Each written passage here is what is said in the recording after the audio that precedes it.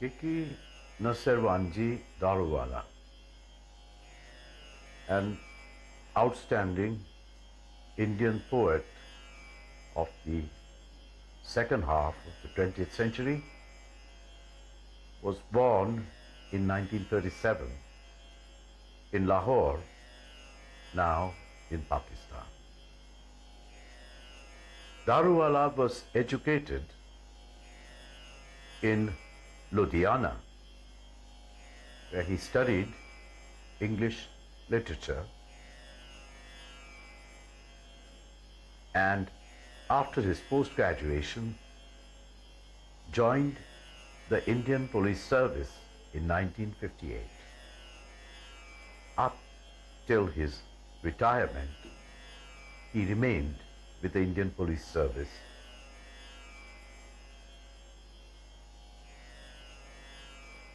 Keki Daruwalla,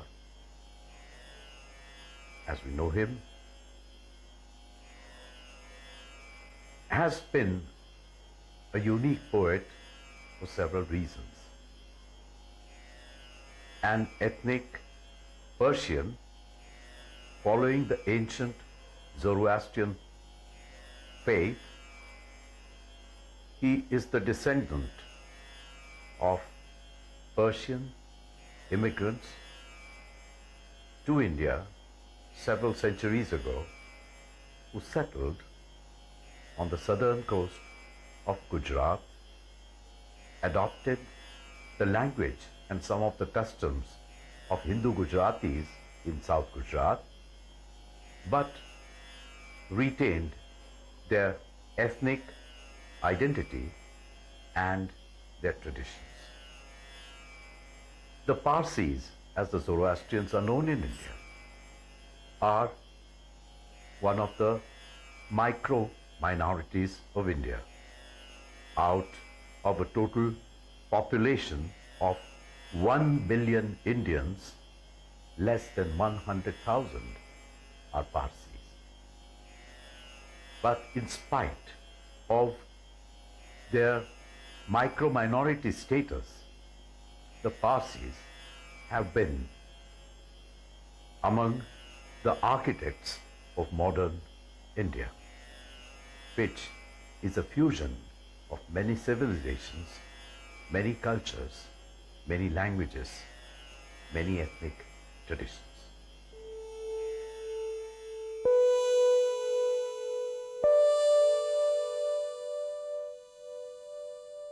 The ground is not crisscrossed by water channels now. There is no thicket of trees around the tomb, though across the road a thin-stemmed poplar grove flames in autumnal fires.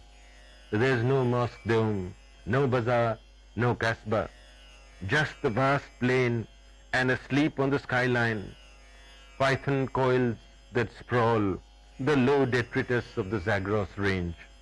It is difficult to conjure up an entrance hall from the bull's severed legs, which you cannot find, or let two piers dictate a profound perspective, a colonnade etched only on the mind.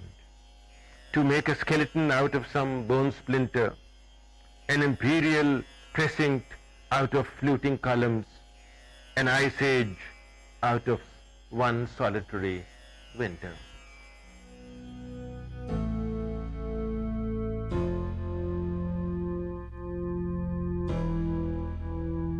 I'm going to read one or two sonnets from the Pasargade sonnets. Pasargade is the place where Cyrus is buried, and that was his palace also. And you get very few splinters, a few little walls, and from that you have to imagine that there was a huge palace here and there was a huge township there, and that's very difficult. Nothing grounds one like architecture, nails you to a landscape like your tomb, for instance. Even in far lands you are spared distortions, dimming of perspective, recession of distance. On this endless plain you ensconced yourself, endlessness, the first attribute of space, where there are no boundaries to be erased, space merely recapitulates itself. You built a tomb while still alive, your eye on posterity. But do tombs become a focus for forces in the unconscious and in the sky? You died abroad of arrowhead, spear blade, dart. They brought you back. A tomb sees to it. You carry your destination in the heart. Keki, this is a unique occasion because you're reading your poems to three of your contemporaries who are Indian, and they have their own literary and linguistic traditions. Sachidanandam is a Malayalam poet. Kumarji is a distinguished Hindi poet. I am a Marathi poet. And we all enjoy your poetry. Thank you. But your poetry also raises different questions in different minds. An infinity of contexts that reverberate. Now, Sachi has had a great advantage. I missed that, but he has traveled with you. And he has traveled with you in those parts of the world where many ancient civilizations thrived.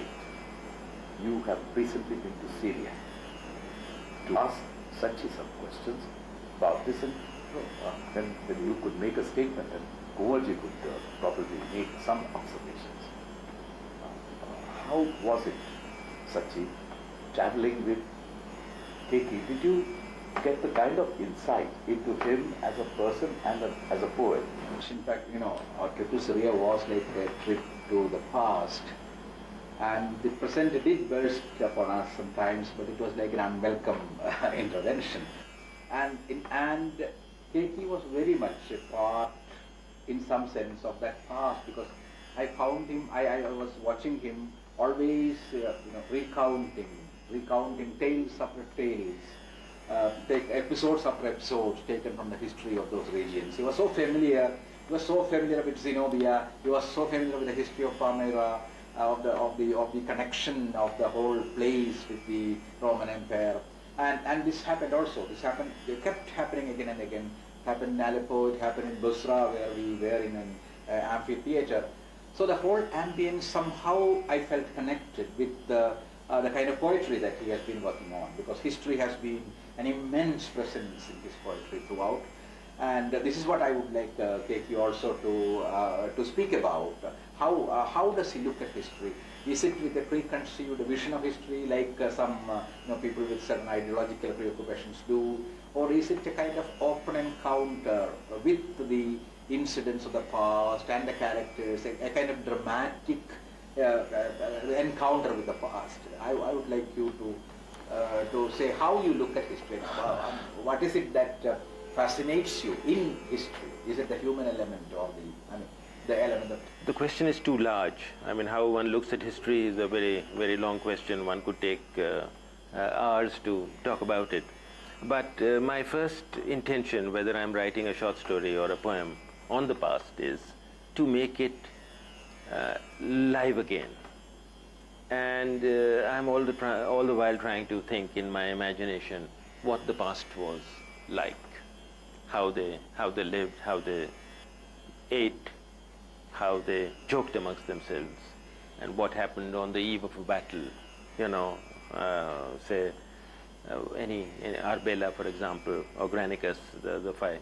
I was, after all, indulging in writing an entire book on the Greco-Persian wars and that particular era. And that's how I came to the poems of Cyrus, because there are also letters from Queen Tomiris, where Herodotus has told us that she wrote to him that don't come into my empire, and Cyrus went in and eventually he died in battle. So, time back to a particular era and try to visualize it. I get a feeling, Keki, that I could describe you as a reader of relics, of somebody who treats ruins as texts. maybe this is my perception, because the little evidence supplied to you by history books or by physical ruins, the presence of ruins, a fragment of a bas-relief or something like that, triggers you onto a journey into a different space and time. Also, there is a question of continuities. One thing is to go into history, reconstruct it or reimagine it. The other thing is to find relevance for the present also. How do many of the traits of history continue in our psychology, in our Yes. behavior, Yes. in our ambitions, in so many desires? Yes. How do you reflect on that? You've raised an important issue. I do agree that time has a continuity about it, and I very often view time as a spool, which sort of keeps running, and these landmarks of a millennium or a century sometimes don't make sense to me, and sometimes they do. But in poetry, I normally stick to the era. I haven't tried this trick too often.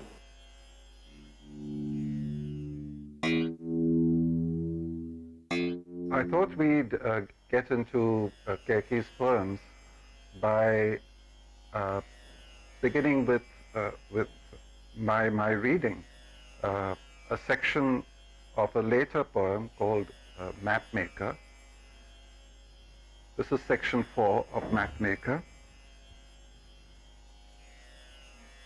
If you map the future while a millennium moves on its hinges, you may find the present turned to an anachronism. This too is important. What is yours and mine, the silk of these shared moments. But having stuck to love and poetry, heeding the voice of reason, and experiencing the different textures of a season of love and love's eternal season, I put a clamp on yearning, shun latitudes, renounce form, and turn my eye to the far kingdom of bloodless Kalinga, grappling with a storm. Dampen your fires, turn from lighthouse, spire, steeple, forget maps and voyaging, study instead the parched earth horoscope of a brown people. Now, I find this interesting in that it illustrates for me two tensions in Keki's work. They are not tensions which necessarily pull against each other, but these are the tensions of caused by locating a specific place and the civilization of a brown people to which he belongs, to issues of the future, time, and the larger space of space-time itself. It seems to me that Keki's later poems are moving into Einsteinian areas sometimes of space-time, a difficult concept. And yet he is not tempted to move into that area exclusively. The humanness of things, the people, their history, their defeats, they are like a magnet which keeps himself affected by gravity, to bring in another Einsteinian concept, if you like. So this is what interests me in Keki's work. One of the things that interests me. People have spoken about the harshness and the, if you like, the horrorscapes of his earlier poems. But the later poems are really developments from that. They include horror. They include the horror of history on a larger scale than just Indian history. And at the same time, begin to move into a rather difficult word, because it's misunderstood, into almost metaphysical areas. I find the presence of death everywhere, and it sort of foregrounds the physical presence. With Keki, and as he himself has warned me, it would be difficult to find a system. What is Keki's vision of history? What is Keki's vision, and again to use a large misunderstood word, cosmos? I think they change from poem to poem.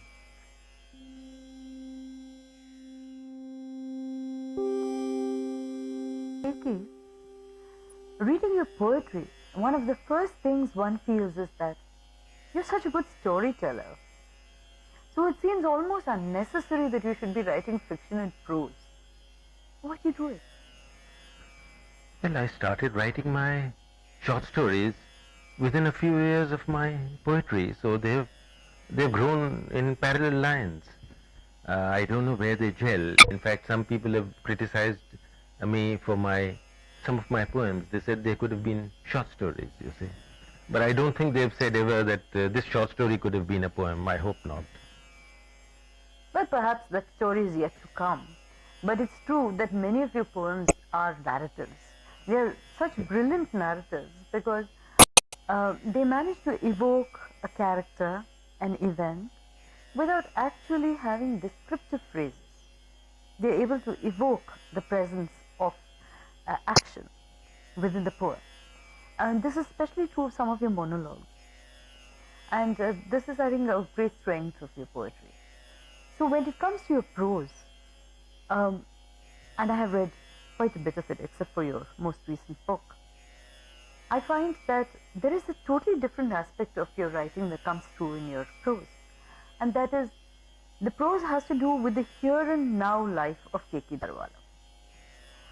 You may not appear in the narrative, but your presence is definitely felt very contemporaneously with the story.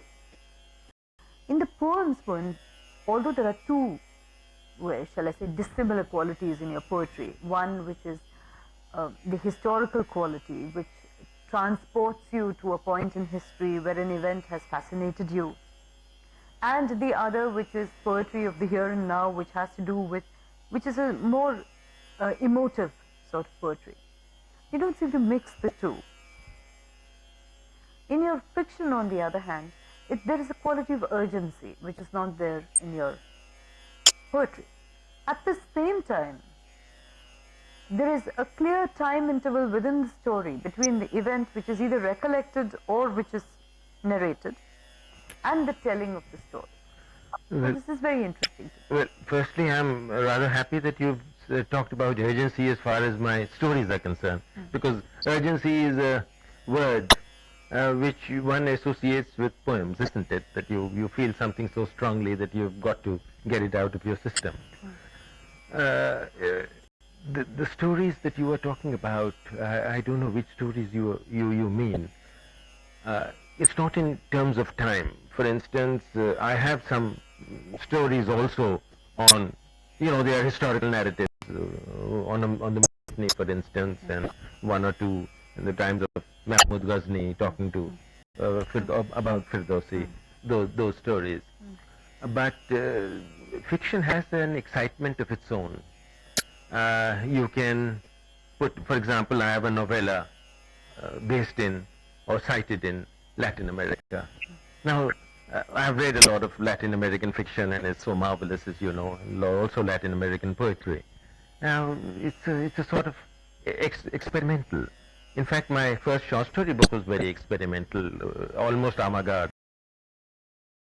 But I've drifted away from that. I've come back to realism as far as my short stories are concerned.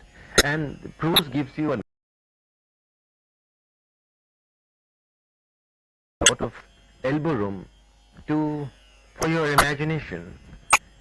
And if I may say so, the plot has a fascination for me. You know, it's like if you're writing detective fiction, as you do, it's the plot which matters. So sometimes it's just the plot and the excitement of unraveling a particular plot and thinking of one. The pace of the story. Yes, and the pace that takes you on to the short story.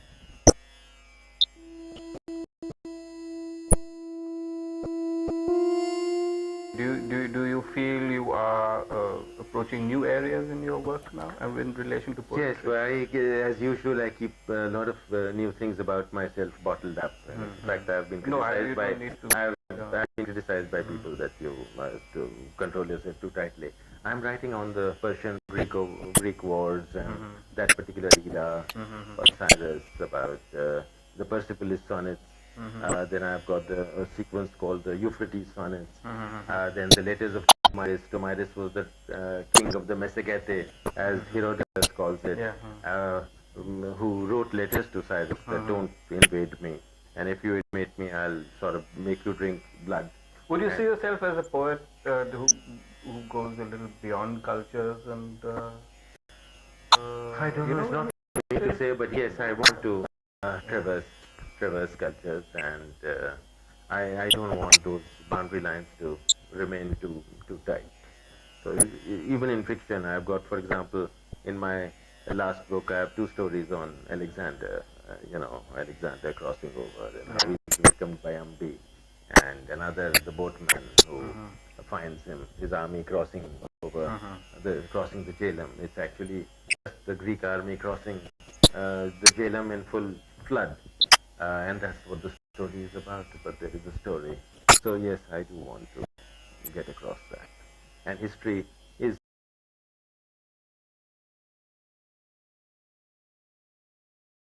something living with me, and I want to recreate the past, you see, and make it something alive, if I can.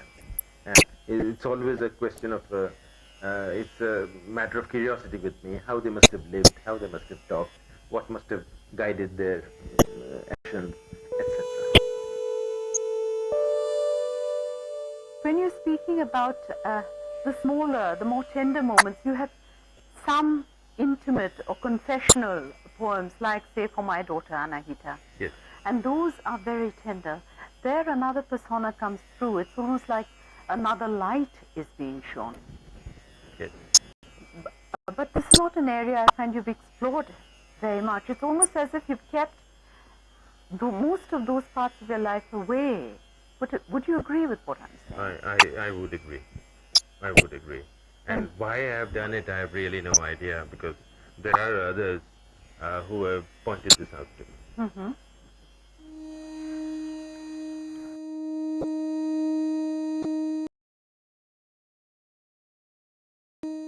Easy and difficult animals for Khurshid. You have no problems such as mine. You do not cower from your own thoughts. It doesn't frighten you, the iron edge awaking from its rust, the crawl of oxidized dreams in lonely hours.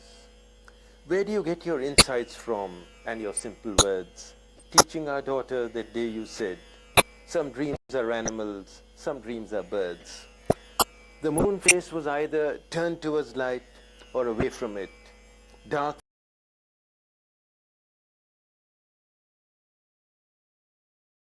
fruit, incandescent fruit. Your distinctions were a knife that went cutting to the root. You divided in two this animal delirium that we call life into easy animals, difficult animals. All that moved on legs, flew on wings, crawled on the belly, inhaled through fins, hedgehog and weasel and polecat, all that went to the taxidermist, marmot and buzzard and bat, you lumped together as easy animals and pitched against this menagerie one solitary cry, the one difficult animal, that was I. And there is this other poem which is about the owl singing at night or writing a poem by night. Okay. During the day, the owl slept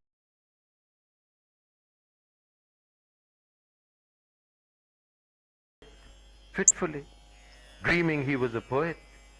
By the evening he had thought up his lines.